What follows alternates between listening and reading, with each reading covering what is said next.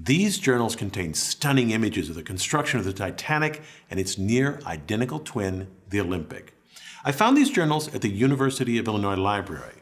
The journals, written between 1909 and 1911, take me back to a time before the Titanic sunk. They give me a new perspective and let me appreciate the enormity of the scale of the engineering of the Olympic-class ships. So, let me share with you some fascinating details about the Titanic and its twins, the Olympic and Britannic. The story starts here in the Harland and Wolff shipyard in Belfast, Ireland. This large framework, called a gantry, surrounds the ships as they are built. It supports the overhead cranes and scaffolding used by workers as they construct the Olympic and the Titanic. Notice that just beyond the far end of the gantry lies the Belfast harbor. Workers will build the Olympic here on the right, and then 9 months later, before the Olympic is finished, they will start on the left the Titanic. When completed, the Olympic stern, or rear end of the ship, will point toward the harbor. The ship's construction starts with its keel, seen here as a long, dark shape. The keel is the backbone of the ship and gives the ship rigidity. If we look at the keel from the land side, we see the keel blocks that support it. These wooden blocks, typically pine, separate the ship from the slip, the concrete floor of the gantry. Each keel block stands about 5 feet high, so this creates a space under the ship for workers to construct the ship. Workers build the ship outward from the keel. Here they construct the Olympic's double bottom. In pink, we see the framework that separates and supports the two bottoms of the ship. The second bottom is shown in orange. It's made of steel plates and is sometimes called the tank top because the double bottom contains 44 watertight tanks. Most of the tanks carried seawater used as ballast to balance and add weight to the ship, but some carried fresh water. In total, the double bottom carried over 5,000 tons of water, or about 1.5 million gallons. Once they finish the double bottom, workers erect the framing for the hull. From this view, we see the framing for the stern of the ship. It's what a worker would see standing on the tank top from the fore and looking toward the aft of the ship. That's where the harbor is. Looking closer, we see the rib-like structure on the start of the transverse frame of the ship. Workers rivet to this frame the hull, which will form the skin. So far, we've watched the Olympic's construction. In the gantry, that ship sits here in the background. In the foreground lies the keel of its twin, the Titanic. Its construction began 9 months after the Olympic.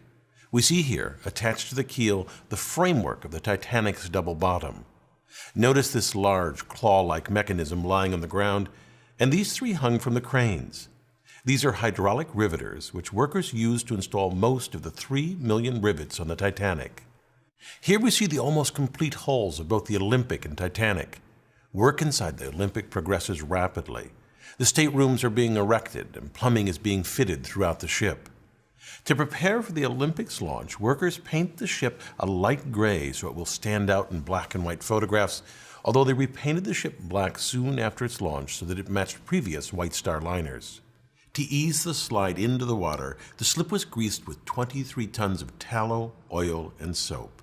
And then the order to release the ship was given, the hydraulic triggers were released, and the ship slid into the harbor, reaching a speed of 12.5 knots. Notice that the ship is launched backwards. There are many reasons for this, but among them is that the stern, the rear, is wider than the bow, so it is more buoyant. In a mere 62 seconds after launch, the Olympic was afloat. The moment the ship hit the water is its official launch date, although it was mostly empty. Here it weighs only about 27,000 tons and so rides high in the water. The draft, the vertical distance between the bottom of the ship and the surface of the water, is only 18 feet. After it is completely fitted, it will weigh nearly twice that, 52,000 tons. With that additional weight, the Olympic will drop until the water reaches the border painted on the hull, a draft of about 34 feet. The Olympic cannot move by itself, and so a tugboat tows it to the fitting out quay where a gigantic crane loads the ship. Here the crane lifts aboard a cylindrical boiler. The final fitting, including attaching the propellers, is done in dry dock. And then, once everything is in place, the Olympic is ready for the sea. 7 months after this launch, the Titanic was launched. I have from this journal a few photos of that event, but keep in mind the Olympic got the big press because it was first. The Titanic only becomes of more interest in retrospect. This photograph shows the twins, the Olympic and Titanic. Although built side by side, this was the last time they were photographed together. Less than a year after the launch of these two giant ships, one suffered a collision that ripped a gaping hole in its side. That ship was, of course, the Olympic. In September of 1911, the Olympic departed the port of Southampton, England, sailing toward the Isle of Wight. The Olympic turned into the Solent Strait and passed a British warship, the HMS Hawke. The Hawke's commander was surprised by the Olympic's wide turn, but he managed to take a safe position behind and to the right of the Olympic. The Hawke then increased its speed to pass the Olympic, but the Olympic's wake sucked the Hawke inward rapidly. The Hawke tore a large hole in the Olympic, and below its waterline, the damage was even greater. The bow of the Hawke was completely smashed in. The Olympic limped back to Southampton, where the holes were temporarily patched with wood before returning to its home dock in Belfast for repairs. The Olympic's sibling also suffered a traumatic blow that caused it to tragically sink. I'm of course talking about the Britannic. The Britannic was the same size and very similar to the Olympic and Titanic. Although intended to be a passenger liner, the ship was drafted into military service in World War I as a hospital ship. While in the Mediterranean, it hit a mine or was struck by a torpedo and sank in less than an hour. Despite these accidents, the Olympic-class ships were great feats of design and workmanship. Just consider the propulsion system of the Titanic. The ship had two sets of reciprocating engines. These engines were fueled by coal, which was stored along the bottom of the ship. Exhaust gases from the boiler discharged through these smokestacks, which are frequently called funnels. Now, they don't look like funnels until you look at them the right way. They're upside-down funnels. This cross-section of the Olympic shows the boilers sitting atop the double bottom. Exhaust from the boilers is funneled up and out of the ship. It's well known that the aftmost funnel on these ships is a dummy. It was built primarily for aesthetic reasons. Although it did not service the boilers, it was used as a ventilation and extraction shaft for the engine and turbine rooms. The Titanic needed 4,000 tons of coal for a transatlantic trip, which took 24 hours to shovel into the bunkers. Here, in this photo of the SS Minnehaha, coal is being loaded into coal ports on the side of the hull. Loading coal into the Titanic worked much the same way.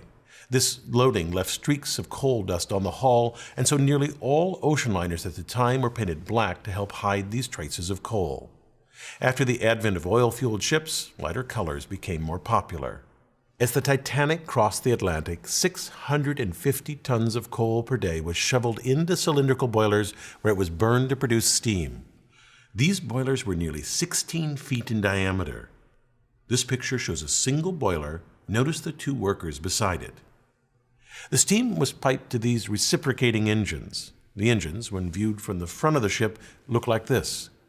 The orange is the piston rod, and inside the cylindrical casing is the piston. This worker peering out of this casing gives a sense of the engine's size. Excess steam from these engines was used to drive a turbine engine. This shows the turbine under construction and without its outer casing. Note the workers at the top. This is huge. If you look closely, you can see that the turbine is made of hundreds of individual blades. A shaft transfers power from the engines to the propellers. The ones on the left and the right were powered by the reciprocating engines, and each propeller weighed 38 tons, while the central propeller was powered by the turbine engine. It was cast as a single piece of manganese bronze and weighed 22 tons. The outer propellers were used for tight navigation of harbors, while the central propeller was used only in open seas.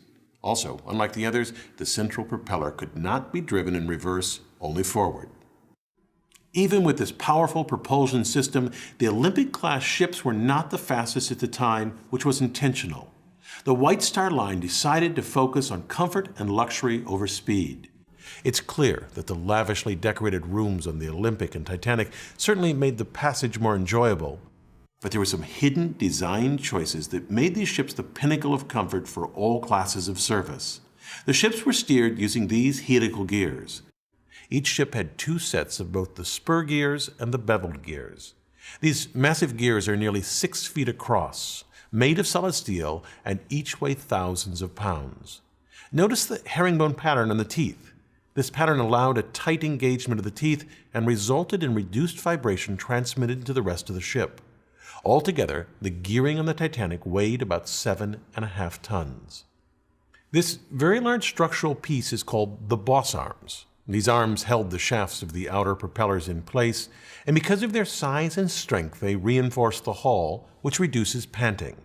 Panting occurs when variations in water pressure, say the crest versus the trough of the wave, flex the hull inward and outward. Less flexing results in less vibration felt by the passengers. These boss arms, also called shaft brackets, were fitted 20 feet apart at the very aft of the ship. While the Titanic and Britannic both had tragically short careers, the Olympic triumphed. In its lifetime, it made over 500 transatlantic journeys, carrying over 400,000 passengers and sailing 1.5 million miles. It even spent 4 years as a U.S.-Canadian troop transport during World War I, earning the nickname Old Reliable. After 24 years of service, the ship was decommissioned and scrapped for parts. The Olympic-class ships were absolute marvels of engineering. I hope it's for their revolutionary design rather than their failures that they're remembered. I'm Bill Hammack, the Engineer Guy.